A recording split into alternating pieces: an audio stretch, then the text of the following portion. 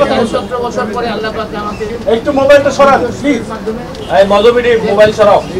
এবং আজকে জাতীয়তাবাদী দল বাংলাদেশ জাতীয়তাবাদী দল থেকে একটা টিম করা হয়েছে।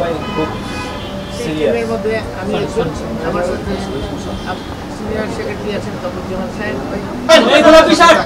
আমি চাকরি করি এবং তার সাথে আমার অনেক আগে থেকে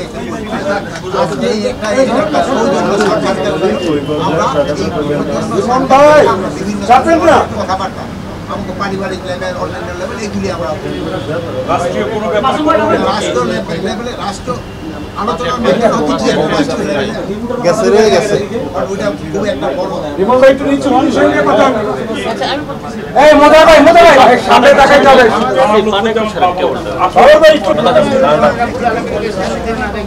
বাবা ভাই একটু সামনের দিকে কথা। 17 বছর পরে আল্লাহ পাক আমাকে একটু মোবাইলটা সরান প্লিজ। এই মধুমিটি মোবাইল সরাও। এবং আজকে জাতীয়তাবাদী দল বাংলাদেশ জাতীয়তাবাদী দল থেকে একটা টিম করা হয়েছে। সেই টিমের মধ্যে আমি একজন, আমার সাথে সিনিয়র সেক্রেটারি আছেন তপজ্জামান সাহেব, বিমল সাহেব, তারপর হচ্ছে আলমগীর মাহমুদ সাহেব আছেন এবং আরেকজন আছেন আমাদের সেক্রেটারি আসছেন। যাই হোক, আমাদের আসার উদ্দেশ্যে আমাদের ম্যাডাম সাহেবের দাঁড়িয়েছেন আমাদের সাথে অত্যন্ত অন্তর্ভুক্তের সাথে সংকীর্ণ পরিবেশে আলোচনা করছি। সেই সহযোগিতা আলোচনার মধ্যে আমরা বিশেষ করে বর্তমান মাননীয় প্রধানমন্ত্রী সেই সাহায্য হিসাবে যেগুলো কনসার্ন করে একটু পিছান না, আপনার মাথাটা পুরোপুরি মাথার মধ্যে মোটামুটি অত্যন্ত আপনি বললেন যে উদ্বিগ্নতা কি? মোবাইলটা উপর উঠান না, উপরে উঠান একটু। যেমন আমাদের পার্শ্ববর্তী দেশে অতীত সরকার যে শেখ হাসিনা, ওনার সাথে একটা বিশেষ শিল্প গোষ্ঠী পত্রিকায় দেখছিল তারা সেখানে একটা মিটিং করছে।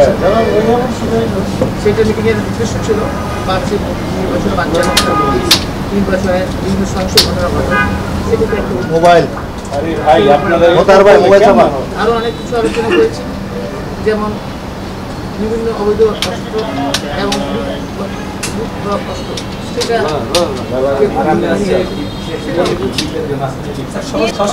অবশ্যই অত্যন্ত সহযোগী, অত্যন্ত সুফল, মানে অত্যন্ত ফলপ্রসূ আরেকটা জিনিস ব্যাপার কোনো একটু পিছান।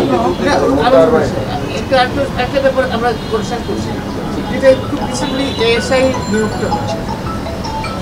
সাধারণত নিয়োগ হয় কনস্টেবল, এসআই এবং এসপি লেভেল, কিন্তু দেখলাম এএসআই লেভেলে নিয়োগ হচ্ছে। কনস্টেবল থেকে যারা হয় তাদের একটা কেরিয়ার থাকে, যেমন সে এসআই হবে, এসআই হবে ইন্সপেক্টর পর্যন্ত হতে পারে।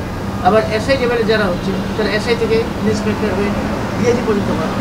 বিশ্বে অনেক উদাহরণ আছে। আবার এসপি কিন্তু আইজি পর্যন্ত।